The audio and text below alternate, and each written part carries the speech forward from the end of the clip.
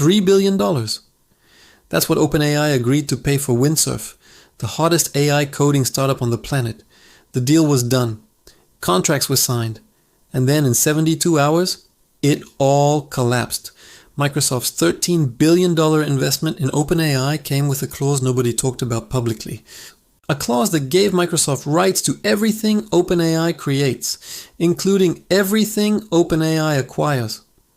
Windsurf's CEO refused to hand his technology to Microsoft. Google saw the opening, and they executed the steal of the decade. Windsurf wasn't just another coding tool, it was the future of software development. Founded by Varun Mohan and Douglas Chen, two MIT classmates who saw what was coming. Their product let developers write code alongside an AI agent that understood entire code bases, not just autocomplete, full collaboration. By July 2025, they had over 1 million developers using their platform, enterprise contracts with JP Morgan Chase and Dell, and annual recurring revenue approaching $100 million. OpenAI wanted Windsurf badly. Their first choice, Cursor, had declined acquisition talks. Windsurf was the next best option. In April 2025, Sam Altman's team made their move. By May 6th, Bloomberg reported that OpenAI had reached an agreement, $3 billion. The largest acquisition in OpenAI's history. They secured an exclusivity period, preventing Windsurf from talking to other buyers. The clock started ticking. Exclusivity would expire on July 11th, and that deadline would change everything. This is the Fortune report from July 11th, 2025. Quote, "The exclusivity on OpenAI's $3 billion acquisition for coding startup Windsurf has expired. 2 months of negotiations. Gone." The deal that was supposed to transform OpenAI into a developer tools powerhouse had fallen apart. But the real story wasn't about failed negotiations. It was about a contract signed 2 years earlier. A contract between OpenAI and Microsoft. Here's what nobody in mainstream tech media is explaining clearly. When Microsoft invested $13 billion in OpenAI, they didn't just buy equity. They bought intellectual property rights. Under their 2023 agreement, Microsoft has access to all of OpenAI's technology. The models, the code, the weights, and critically, any intellectual property that OpenAI gains through acquisition. Windsurf's technology would have become Microsoft's technology. If you're building an AI and this is news to you, subscribe now. This affects every founder in the space. Varun Mohan, Windsurf's CEO, reportedly refused. He had built his company to compete with GitHub Copilot, Microsoft's product. Handing his technology to Microsoft would be handing ammunition to his biggest competitor. OpenAI couldn't grant an exception. Microsoft indicated willingness to negotiate, but the talks broke down. Stop. Before I show you what happened next, understand the irony. Microsoft's investment in OpenAI, designed to accelerate AI development, created the exact restriction that blocked OpenAI's expansion. July 11th, 2025 morning. Fortune publishes the story. OpenAI's exclusivity has expired. Windsurf is now free to talk to anyone. By 5 p.m. that same day, Google's DeepMind team is on the phone. Emergency negotiations begin. Within hours, a deal is taking shape. Not an acquisition, something different. Something designed specifically to avoid the regulatory review that traditional acquisitions require. By the end of the weekend, Google had executed the deal. Google didn't buy Windsurf. They did something smarter. They hired Varun Mohan as a Google employee. They hired approximately 40 senior research and development staff. They licensed Windsurf's technology on a non-exclusive basis, and they paid $2.4 billion for the privilege. The company itself still technically exists, still technically independent, but gutted of its leadership and core team. This is the new playbook for big tech acquisitions. And here's the personal connection. If you're building an AI startup right now, you're not building a company. You're building a talent pool for Google, Microsoft, or Amazon to raid. Quick question. Are you a founder or work at a startup? Type yes or no below. They call it the reverse acquihire. Traditional acquihire. Big tech buys your company primarily for talent. Reverse acquihire. Big tech hires your talent and licenses your technology without buying the company at all. Why does the distinction matter? Because under the Hart-Scott-Rodino Act, Acquisitions above $126 million require pre-merger notification to the FTC. You have to file paperwork, wait for review, risk regulatory challenge. The reverse Acquihire skips all of that. Send this to any founder who thinks they're building toward an exit.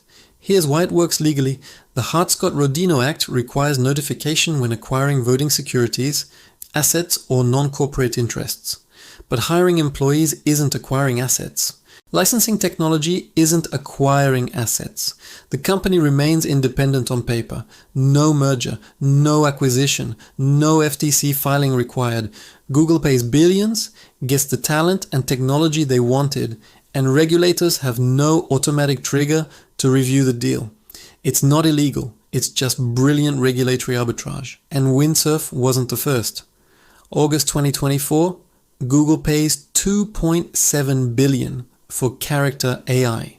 They didn't buy the company. They hired the founders, Noam Shazir and Daniel de Freitas, plus about 30 researchers, licensed the technology. Character.AI still exists.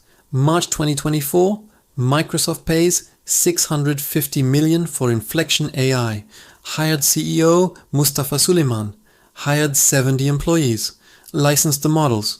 Inflection still exists. Wait, I know what you're thinking. The FTC must be investigating this. They are, and their findings are damning, but they might be powerless to stop it. This is the FTC's official staff report on AI partnerships and investments, published January 2025. Quote, staff observed that the partnerships involve significant equity and revenue-sharing rights for the investing corporation, commitments by the AI developers to spend investment funds on the investing corporation's cloud services, assets and sharing of key resources. The FTC found that these deals give big tech access to competitively sensitive information that may not be available to other market participants. They see what's happening, but the law hasn't caught up. This is why I investigate these systems. Subscribe if you want to understand how big tech actually operates. But we're not done, because behind every deal structure is a human cost. And the humans paying the price aren't the billionaire founders who cash out. They're the employees who joined startups thinking they were building something independent. They're the investors who funded innovation, only to watch big tech extract the value. And they're the future founders who now know the game is rigged before they even start. Think about what happened to Windsurf's remaining employees. The CEO left. 40 senior developers left. The technology was licensed away. What's left? A shell company with a brand name and some junior staff. Cognition, another AI startup, acquired what remained just 3 days later. By September, Cognition was valued at $10.2 billion. They didn't buy Windsurf for the technology. Google already had that. They bought the customer relationships and whatever talent hadn't already walked out the door. Character.AI's story is even darker. The company raised hundreds of millions at a peak valuation. Then Google reverse acquihired the founders. The remaining company pivoted away from building large language models entirely. Their core mission abandoned. But the spreadsheets don't show the researchers who spent years building something, only to watch it get absorbed into Google's infrastructure. The investors who backed independent AI, only to receive licensing fee payouts instead of acquisition premiums. They don't teach this in startup accelerators. Now you know what Y Combinator partners have known for years.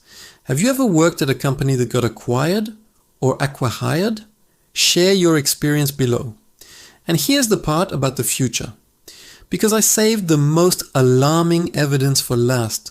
The Wall Street Journal reported that OpenAI executives discussed accusing Microsoft of anti-competitive behavior. They considered seeking federal regulatory review of Microsoft's contract terms. The irony is staggering. OpenAI, backed by Microsoft's billions, trapped by Microsoft's contract, considering antitrust complaints against their own investor. This isn't partnership, this is corporate control disguised as investment. Microsoft's Office 2024, Google's Office 2025, Amazon's Office probably next. Same playbook, different logos, the pattern is now clear. Step 1, invest in or partner with an AI startup. Step 2, include IP rights in the contract. Step 3, When the startup tries to grow through acquisition, block it. Step 4. When the startup fails or struggles, reverse acquihire the talent. Step 5. Repeat. Check your cap table. If a big tech company is on it, read the fine print. Send this to every founder you know before they sign their next term sheet. This is the TechCrunch report from the day it happened. Windsurf's CEO goes to Google. OpenAI's acquisition falls apart. In one sentence, years of startup building redirected into big tech's gravity well, the total value extracted through reverse acquihires since March 2024 exceeds $8 billion. Character.AI, Inflection, Windsurf. 3 companies, 3 gutted teams, 3 independent shells left behind. You will watch this pattern repeat. The question is whether you recognize it before it affects you or someone you invest in. Subscribe to understand AI economics before the next wave hits. Here's my controversial take. The startup dream is dead in AI, not because innovation stopped, but because big tech found a legal structure that lets them capture innovation without the regulatory scrutiny of acquisition. The FTC sees it, the DOJ sees it, but current antitrust law wasn't written for reverse acquihires. By the time legislation catches up, if it ever does, the AI landscape will be completely consolidated. Tell me I'm wrong in the comments. You can't unknow this now. Every AI startup announcement, every funding round, every partnership with big tech, you'll recognize the pattern. The only question is what the next generation of founders does with this information. What company or deal should I investigate next? Drop your suggestions below. But not every big tech antitrust story ends with big tech winning. Meta just defeated the FTC in the biggest antitrust trial of the decade. Instagram and WhatsApp stay together. The government's case collapsed. And the reason why reveals something crucial about how antitrust law actually works in fast-moving markets. If these investigations matter to you, subscribe and hit the bell. I decode billion-dollar tech wars that affect your investments and your career every week. Click here for the Meta Victory Breakdown, or this one for the Google Breakup Analysis. See you there.